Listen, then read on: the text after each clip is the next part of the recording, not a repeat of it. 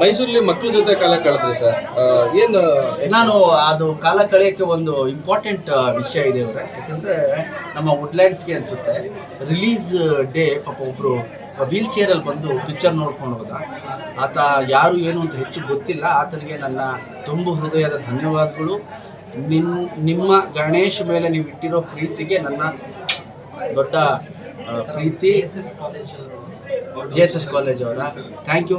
ಇದು ನಿಮ್ಮನ್ನು ತಲುಪುತ್ತೆ ಅಂದ್ಕೊಂಡಿದ್ದೀನಿ. ಆ್ಯಂಡ್ ನಿಮ್ಮ ಪ್ರೀತಿಗೆ ಧನ್ಯವಾದ. ಅಭಿಮಾನ ಅನ್ನೋದು ಅಭಿಮಾನ ಅಲ್ವಾ ಸರ್? ನಾನು ಫಸ್ಟ್ ಡೇನೇ ಬಂದು ನೋಡ್ತೀನಿ ಅಂದರೆ ನಿಮ್ಮ ಅಭಿಮಾನನ ಉಳಿಸ್ಕೊಳ್ಳೋ ಪ್ರಯತ್ನ ಪ್ರತಿ ಸಲ ನಿಮ್ಮ ಗಣೇಶ್ ಮಾಡೇ ಮಾಡ್ತಾನೆ ಅಂತ ಹೇಳೋಕ್ಕೆ ಇಷ್ಟಪಡ್ತೀನಿ. ನಿಮ್ಮ ಪ್ರೀತಿಗೆ ತುಂಬ ಹೃದಯದ ಧನ್ಯವಾದಗಳು. ಆ್ಯಂಡ್ ಅದೊಂದು ಕಾರಣ ಇವರೇ, ನಾನು ಅವ್ರನ್ನೆಲ್ಲ ಭೇಟಿ ಮಾಡೋದು ಅದು ಒಂದು ಮೂಲ ಕಾರಣ. ಬಿಕಾಸ್ ಅದು ಒಂದು ಎಲ್ಲ ಕಡೆ ಬರ್ತಾ ಇತ್ತು. ಅದನ್ನ ನೋಡಿ ನಾನು ಭಾಳ ಭಾವುಕನಾದೆ.